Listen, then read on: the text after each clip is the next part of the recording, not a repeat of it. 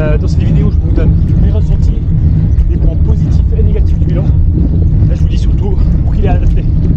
Allez, c'est parti.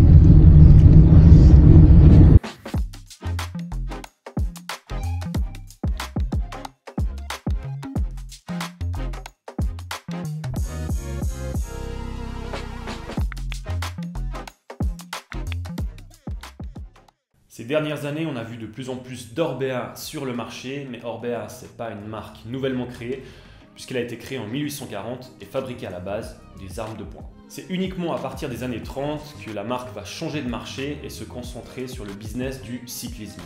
Donc une transition plutôt improbable, mais assez normale à l'époque où tout était à construire et où la concurrence était beaucoup moins grande qu'aujourd'hui.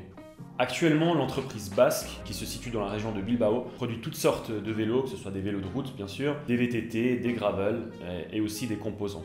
D'ailleurs, plusieurs équipes World Tour ont roulé sur des Orbea ces dernières années. On a notamment eu le team Cofidis entre 2015 et 2017 et aussi l'équipe Vital Concept qui a récemment disparu. Aujourd'hui, c'est la Lotto Destiny, l'équipe la plus ancienne du World Tour qui roule sur des Orbea qu'on a déjà pu apercevoir en ce début de saison sur les classiques flandriennes.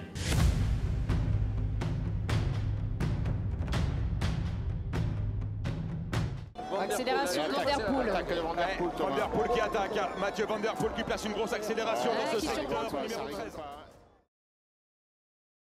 Ce vélo m'est prêté par Duticycle, votre magasin de vélos à Morges, spécialisé dans la revente de VTT, gravel, vélos de course, vélos de ville aussi, et toutes leurs déclinaisons en e-bike. Outre l'atelier qui propose des services de réparation et de maintenance des vélos, Duticycle propose aussi des bike fitting en présence d'un biomécanicien. Vous savez sans doute que c'est très important d'avoir une position optimale sur le vélo, d'une part pour éviter les blessures et d'autre part pour vraiment se faire plaisir et obtenir le meilleur de la performance.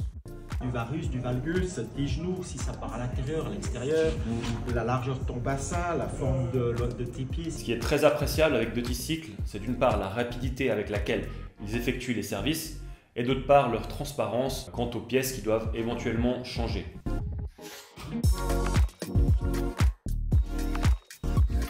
Donc ce modèle qui m'est prêté, c'est le Orbea Orca M20 ILTD avec un montage en Shimano Ultegra DI2. La géométrie du cadre est très épurée avec des courbes très classiques.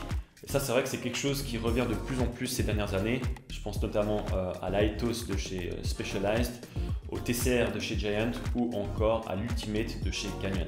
Les roues sont des Hoco Road Performance RP développées par la propre marque avec un profil de 45 mm, donc plutôt typé performance pour le plat. Leur poids est de 1390 grammes. Mais vous avez aussi la déclinaison en 35 mm, donc plus typé montagne. On a une différence de poids de 20 grammes. Sur ce montage, j'ai des pneus Vittoria Corsa Pro G2, mais vous pouvez aussi être livré avec les P0 de chez Pirelli. Le cintre de base est un OC Road Performance RP qui vient directement avec le vélo. Et ce qui est sympa, c'est que on a directement la pièce permettant d'incorporer son Garmin ou tout autre device, ce qui rend un aspect assez clean du cockpit. La selle qui vient normalement livrée avec le vélo, c'est une selle physique que vous connaissez sans doute. Voilà, moi j'avais décidé de prendre mon ancienne selle qui était sur mon SP SL7 pour éviter à devoir me réadapter, donc j'ai fait ce choix juste de garder mon ancienne selle. Voilà, ragazzi, vous savez à peu près tout sur les composants du vélo. On va passer maintenant à l'analyse du spécialiste. C'est un vélo rigide, ce qui le rend donc très réactif. On sent qu'il y a vraiment peu d'énergie dissipée. Chaque coup de pédale transmet directement l'énergie à la route. Et donc c'est un vélo très efficient. Ça, j'ai vraiment ressenti cette différence par rapport à mon ancien vélo. Notamment au niveau des changements d'intensité, au niveau des sprints. Le vélo est très facile à emmener et ça nous permet donc de conserver une énergie qui est assez folle.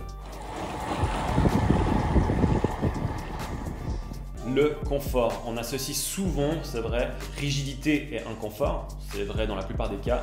Mais ce vélo en est la preuve du contraire. C'est d'ailleurs un des éléments principaux sur lequel Orbea s'est concentré pour concevoir son cadre. Pour garantir le confort, la marque a cherché à opter pour des segments un petit peu plus ronds, un peu plus arrondis, qui puissent mieux absorber les aspérités de la route. Alors que ces dernières années, on a vu des constructeurs qui concevaient des géométries de cadre très saillantes, très droites, très rectilignes, Ça donnait bien sûr des vélos très aéros, mais c'était souvent malheureusement des baramines, donc totalement inconfortables. Aujourd'hui, on sent qu'il y a quand même un changement de paradigme dans le monde du vélo où plusieurs marques tendent à n'avoir plus qu'un vélo qui puisse tout faire. En plus de la géométrie du cadre, Orbea a fait tout un travail au niveau de la torsion du carbone et ça on le ressent vraiment quand on se met en danseuse. On voit que le vélo bouge avec nous et ça c'est vrai que c'est un gage de confort aussi, ça rend le tout un peu plus naturel. Après, comme vous le savez sans doute, on peut encore accentuer le confort du vélo en jouant sur les pneus.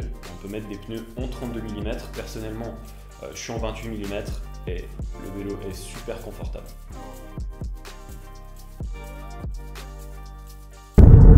Franchement, l'avantage du vélo, pour moi sa meilleure caractéristique, c'est vraiment sa stabilité. Tout en descente, je ne sais pas si c'est dû au triangle arrière qui a été rehaussé, mais dans les courbes, rien ne bouge, toutes les lignes sont gardées. On sent vraiment qu'il n'y a pas d'élément parasite.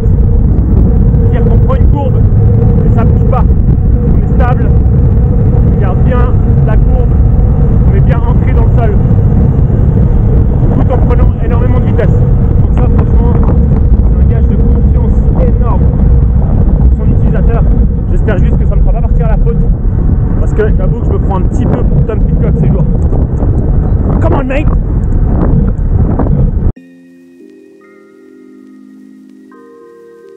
L'aérodynamisme, même si visuellement c'est vrai le vélo n'est pas le plus aérodynamique du marché, hein. On a des vélos beaucoup plus typés aéro, comme l'Aéroad de chez Canyon, le Trek Madden ou encore le Venge qui se fait plus mais qui se faisait chez Spé. Cet Orbea Orca n'en reste pas moins très aérodynamique. Et cet aérodynamisme, je l'ai vraiment ressenti sur les descentes. Donc bien sûr, il y a d'une part la géométrie du cadre, mais aussi peut-être les roues qui sont très performantes. Mais c'est vrai que sur les segments en descente sur Strava, j'ai battu tous mes records sans m'en rendre vraiment compte. C'était pas du tout une volonté de ma part. J'avais l'impression d'aller vite en descente, mais c'est vrai que quand on teste du nouveau matériel, on est un petit peu souvent euphorique, on se dit ouais, c'est incroyable.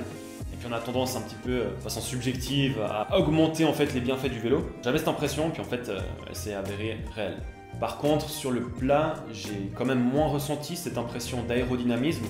À 35-40 km/h, il faut quand même mettre des watts, les gars.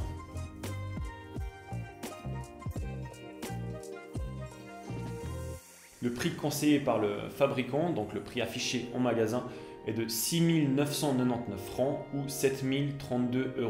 Pour moi, avec un vélo comme ça, monté en Ultegra Di2, il y a potentiellement 3 marques qui peuvent rivaliser en termes de rapport qualité-prix. Je pense notamment à Giant avec le TCR, à Canyon avec l'Ultimate ou encore à Decathlon avec leur nouveau Van Rieseln.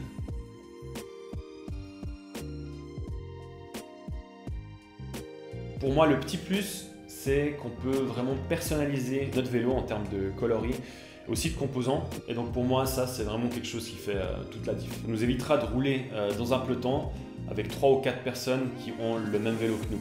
Voilà, je pense à certaines marques.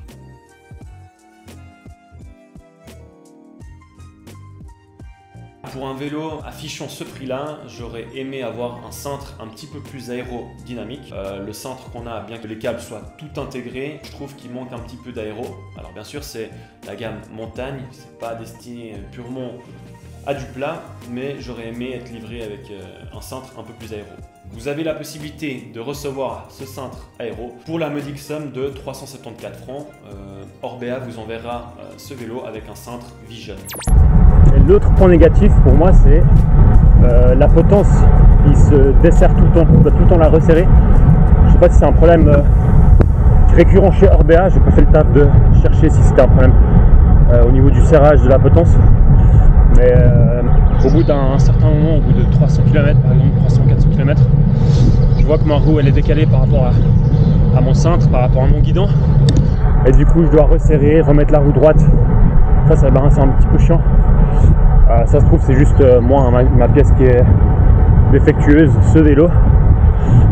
Dites-moi en commentaire si c'est un problème que vous avez aussi eu chez Orbea.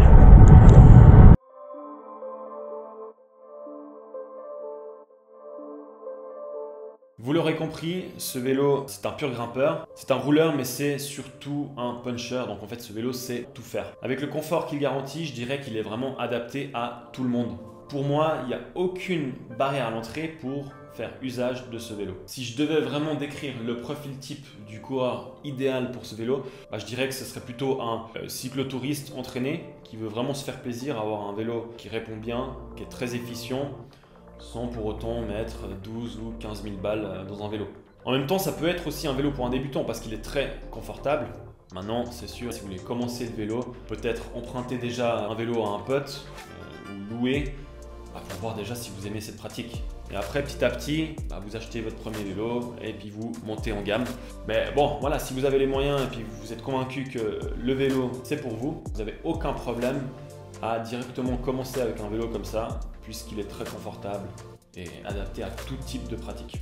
Pour ceux qui souhaitent commencer le vélo, sachez que Orbea a toutes les gammes possibles, de l'entrée de gamme jusqu'au très haut de gamme. Leur Orbea Orca M30, donc qui a la même géométrie que ce vélo, mais avec des composants un petit peu moins typés performance. Vous avez un prix d'entrée sur le marché à 2500 francs et vous vous retrouvez déjà avec un vélo qui fait le job, qui va vous donner beaucoup de plaisir. Donc n'hésitez pas aussi à faire un tour sur le site.